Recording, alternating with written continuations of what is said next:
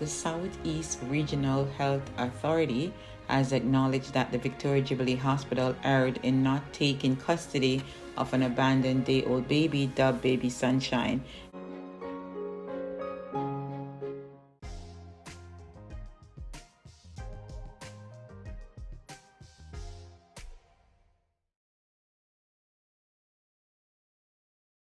Mom drives up to the dumpster. In the back seat is her newborn, stuffed in a trash bag. Then you see her coldly tossing the baby boy right into the dumpster, like garbage. She drives off, apparently not realizing every move she made was captured on surveillance camera. It's 36 degrees in Hobbs, New Mexico, but the story doesn't end there. Nightfall comes. That same surveillance camera captures a miracle. As 3 dumpster divers scavenge for goods, suddenly they hear what they think is a cat. They retrieve the garbage bag. Miraculously, the baby is alive. You see the woman taking charge, her maternal instincts kicking in. She cradles the baby. You even see her kiss the infant. They call 911. 911, where's your emergency? We just found the baby in the trash. Is it breathing? Yes, ma'am. He still got his umbilical cord. He's whimpering. He was not crying, actually. The woman in the video seen comforting the child is tall. She could have took him to the hospital, took him to a church, took him somewhere other than throwing him away like a piece of trash. The teen mom was quickly tracked down and now faces attempted murder and child abuse charges. She reportedly delivered the baby earlier that day in the bathroom at home. The baby has now been named a terrible beginning and saved by 3 dumpster divers who made the most precious find of their lives. So mom knows that that's for her and So leaves with some help, some resources. I lost my bearings walking through. Is this the very north end of the building? this is the north side of the building. It's the darkest side. Okay. It's the only side of the structure that has no cameras on it. Gotcha. Okay, there's cameras around the building, but this one does not. That's why we chose it. And then there's a light in the ground right outside that just shines up on these windows, but gives us enough light so she can see the box. Because we didn't want any direct light on her or him who's ever dropping the baby. Right. So once the door's open, it sets off the first alarm, and everybody's advised.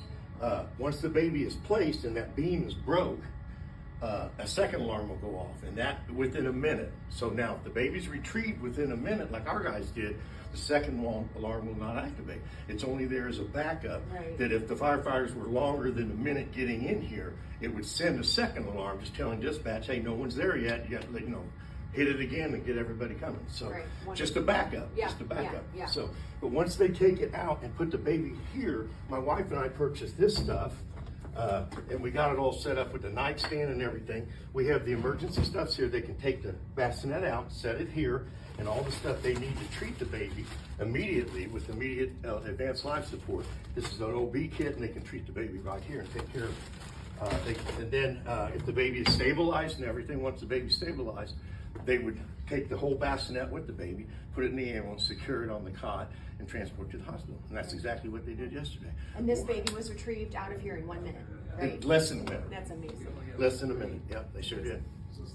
And Thank so, you, and sir. then once the baby's gotten out, once they put the baby here, they would hit this button. This is something that only Carmel Fire installed. We just did this, so all the firefighters responding and everybody coming. Once this is hit, it's telling dispatch to tell everyone, hey, the all clear is given, the baby's gotten out. We've got it. Everything's good. So it's just something we That's installed. wonderful. That's a really great feature. Yep. All right, thank you, sir. How excited are you? Oh, real excited, Like yeah. the grandpa. So, and then we've got all the Excited stuff for grandpa. him. This will all be given to the baby tomorrow. Okay, I reached out to Child Protective Services, and Okay. my wife and I got all this stuff for him, just so that the baby would have a first start with everything they need. Right. So And the family would have a car seat Right, the to foster transport family will right have away. everything right away. Yep. Okay, thank you so much. You're welcome. You're by a all blessing. means. Thank you. The questions we get all the time is what is in the orange bag, and I'm going to show you today what is in the orange bag that a mother is going to get when she places her newborn inside one of our boxes. One, she's going to get a brochure on the law itself to make sure that she understands she's followed the law as long as her child is under the legal age of surrender and is not abused when placed inside one of our Safe Haven baby boxes. There's also a surrender document that is a Safe Haven registry. And what this does is it allows a parent who doesn't want to fill anything out at the time to have the opportunity to fill something out later. And so she can fill this out with their name or non-identifying information if they choose. As you can see, they're building safe haven boxes for mothers to put young babies, preferably under 30 days old or not more than 30 days old, because they're of a certain size. If the child is older, then you may want to seek out somewhere else. Go to a church, make sure that there are people present, or go to a fire station. Establish these places so that mothers are not scared to go in that drop box, and put the child in. An alarm should go off, like they have 1-2 alarm systems, so that alerts the staff that are there that someone has placed the baby in that facility, right? And we should have a lot of public education around this, saying that the mom should not be chastised, verbally or physically abused or assaulted, because she has chosen for her child to live. Someone can adopt this child. Another family can take care of this child if they're not in a position to do so. It is so much better than placing the child in a river or a garbage bag or on a dumpster. So this is the alternative. As a word of precaution, you should not abandon your child on the streets or put them in garbage bins, because that is against the law. And if the child dies, then that is more trouble on you, right? So choose a better method, right?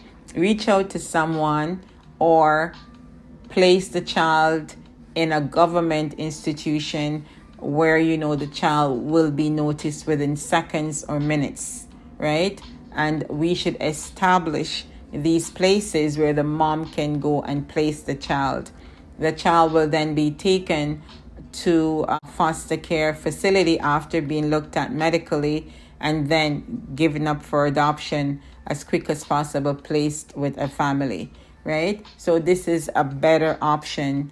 Don't put yourself in any trouble with the law that could be avoided. The law, choose a better way and a better option. Better ways and better options are there, or seek out the help of someone, or go to a hospital and leave the child there. The child will be noticed by the staff. Don't put the child in bags or garbage dumpsters or leave them on the street. There is hope and there are better options. The child or the baby can be adopted by a loving family. The Southeast Regional Health Authority has acknowledged that the Victoria Jubilee Hospital erred in not taking custody of an abandoned day-old baby dubbed Baby Sunshine and transporting her to the Bustamante Hospital for Children. The newborn was found last Wednesday morning in a shopping bag that had been left hanging on a fence in Vineyard Town, St. Andrew. The infant was found naked in the bag with her umbilical cord still attached. There were ants swarming her body, which was covered in bite marks. Kingston contractor O'Shane Briscoe, who made the heartbreaking discovery along with a female friend who wished to remain anonymous in recounting his nerve-wracking and emotional experience with the Sunday Gleaner, reported that the baby was initially taken to the Victoria Jubilee Hospital but was not accepted. According to Briscoe, he was informed that the hospital could not take the baby, and he and his friend were advised to transport the infant to Bustamante Children's Hospital. However, he said healthcare workers cleaned the baby and detached her umbilical cord before handing her over to them. Briscoe's report about the hospital's response has sparked wide-scale criticism from readers who have questioned the hospital's duty of care to the infant and whether protocol was followed. Dr. Chambers, technical director, in responding to the criticism, said that the Victoria Jubilee Hospital would have made a mistake in not admitting and transporting the baby. Abandoned babies are kept at the Bustamante Children's Hospital, but once the baby arrives, if we are sending him or her to the Bustamante Children's Hospital, we need to make sure the baby is stabilized, Chambers said. As it relates to the transportation of the infant, she said there were instances where the baby is taken to a hospital by the police depending on the state of the child. However, in this case, Chambers said given the condition in which the baby arrived, the baby should have been transported. In fact, the baby should not have been even sent to Bustamante at that stage. The baby should have been sorted out first, then transported. In essence, we would have to do the transfer. This is an abandoned child. We are not going to give back an abandoned baby that we don't know who he or she belongs to be taken to the hospital. It really should have been sorted out. Additionally, Chambers said the established protocol is to stabilize the patient, inform social worker, police, child protection, and family services agency.